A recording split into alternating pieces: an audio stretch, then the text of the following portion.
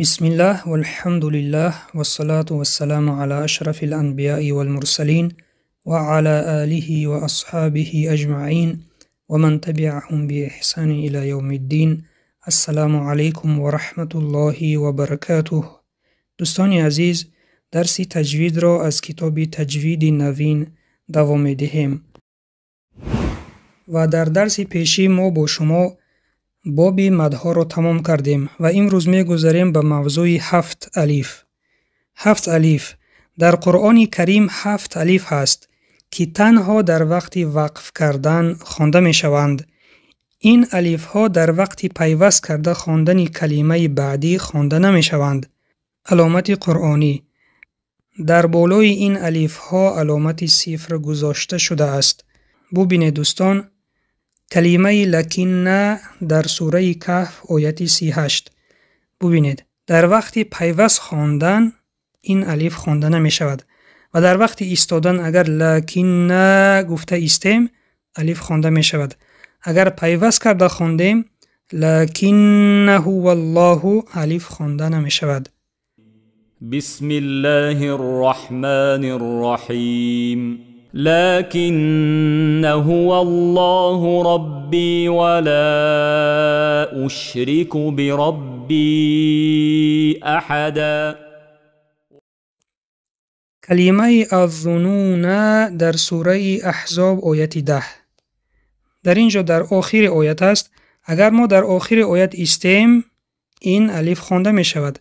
اگر در آخر آیت نه ایستیم و پیوست کرده خوانیم در این صورت این الف خوانده نمی شود.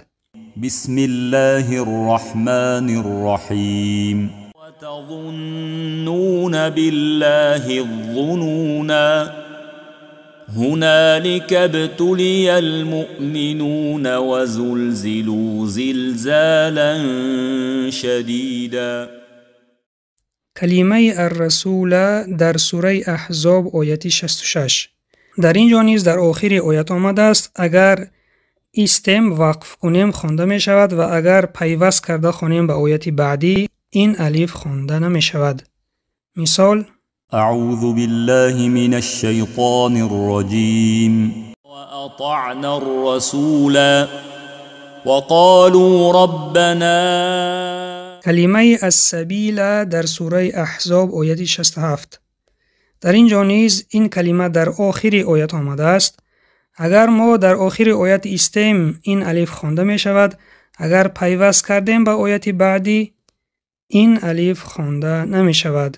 مثال: وقالوا ربنا إنا أطعنا سادتنا وكبراءنا فأضلونا السبيلا ربنا آتهم ضعفين من العذاب والعنهم لعنا كبيرا.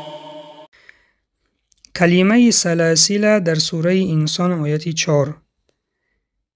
مثال: اعوذ بالله من الشیطان الرجیم إنا أعتدنا للكافرين سلاسل وأغلالا وسعيرا.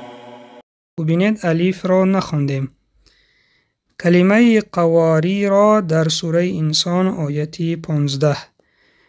در اینجا نیز در آخر آیت آمده است. اگر ایستیم در آخر آیت خوانده می شود. اگر پیوست کرده خوانیم خوانده نمی شود. مثال: بسم الله الرحمن الرحیم وأكواب كانت قوارير من فضة قدروها تقديرا. و کلمه انا در همه جایی که با علامت صفر آمده باشد. مثال: بسم الله الرحمن الرحیم إن أنا إلا نذير مبين. ببینید در اینجا الف خوانده نشد. این انا الا نذیر مبین و اگر بعد از حرف انا ایستیم الف خوانده می شود. مثال: این انا إن أنا إلا نذير مبين. وظیفه خوانگی آیت‌های در بالا آمده را در قرآن کریم یافته آنها را بخوانید. این بود پایان موضوع امروزه. سبحانك اللهم و بحمدك نشهد ان لا اله الا انت نستغفرك و نتوب الیک. السلام علیکم و رحمت الله و برکاته.